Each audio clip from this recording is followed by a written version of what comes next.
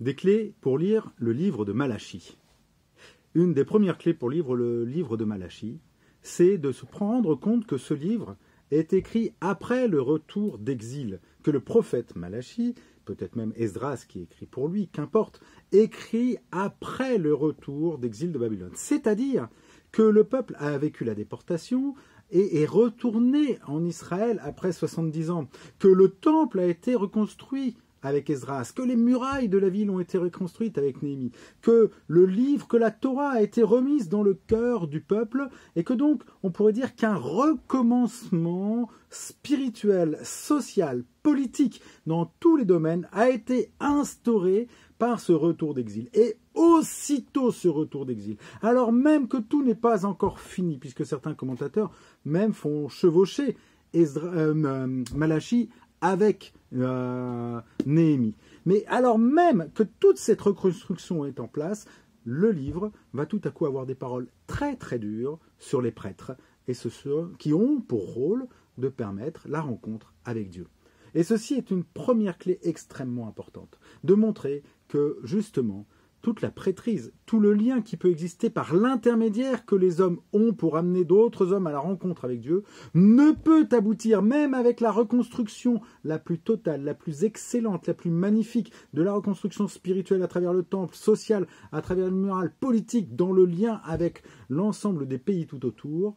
Le lien qui peut être établi avec Dieu, lui, ne peut pas être rétabli, même à travers la prêtrise. Alors certains aujourd'hui se cachent derrière cela en disant oui, c'est pour ça qu'on veut plus d'église, c'est pour ça qu'on veut plus de pasteurs, c'est pour ça qu'on fait des groupes de maison, que nous on est, en clair, on devient nos propres prêtres. Et donc on devient nous-mêmes ceux qui allons être condamnés par ce propre livre lorsque l'on condamne tout ce que l'homme peut faire pour être un intermédiaire avec l'homme. Les prêtres ici dans le livre de Malachie, vous relirez les premiers chapitres, le Malachie est très dur avec eux. Et donc cela amène comme clé extrêmement importante, deuxième clé, l'échec et la compréhension que nous ne pouvons pas et nous ne pourrons jamais revenir dans un état dans lequel, par la loi, par l'obéissance, par l'intermédiaire des hommes, même leur intercession, aussi brillant soit-il, aussi béni soit-il de Dieu, aucun homme,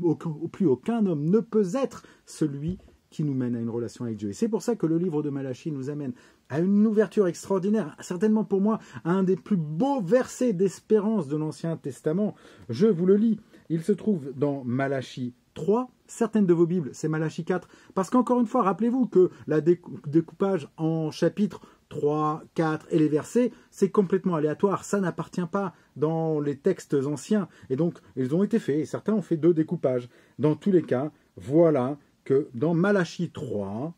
ou 4, vous verrez, alors vous verrez le soleil de justice se lever. Il portera la guérison dans ses rayons. L'annonce de celui qui sera le prêtre par excellence. L'annonce de celui qui va pouvoir porter la relation pleine et entière avec Dieu. Elle qui ne pourra plus être brisée. Elle qui pourra être pleine et entière. L'annonce du Christ, l'annonce du Messie. Ce soleil de justice, pas simplement de grâce, de justice, qui porte toute la guérison de notre monde, mais aussi donc la guérison de cette rupture créationnelle et de cette blessure portée jusqu'à cette reconstruction du retour d'exil, portée en Christ, l'annonce de Malachie. Malachie qui annonce le Messie, qui viendra 400 ans plus tard. Malachie qui montre la défaillance humaine qui ne peut pas être en relation avec Dieu, et donc qui me ramène, moi, si je suis dans une lecture culpabilisante, lecture de la loi, à avoir peur, ou à me positionner, ou à juger les autres, ou tout à coup à me rendre compte que j'ai besoin de ce soleil de justice sur ma vie, et que maintenant je ne vis que dans l'espérance et que dans la grâce de ce que ce soleil de justice s'est levé, que Jésus-Christ règne maintenant, et que donc je ne suis plus dépendant de ce que je fais par rapport à Dieu, de ma prêtrise, et que donc je peux devenir maintenant, moi, prêtre, comme on le dit dans le Nouveau Testament, non pas dans le sens de l'Ancien Testament, c'est-à-dire de celui qui est un intermédiaire,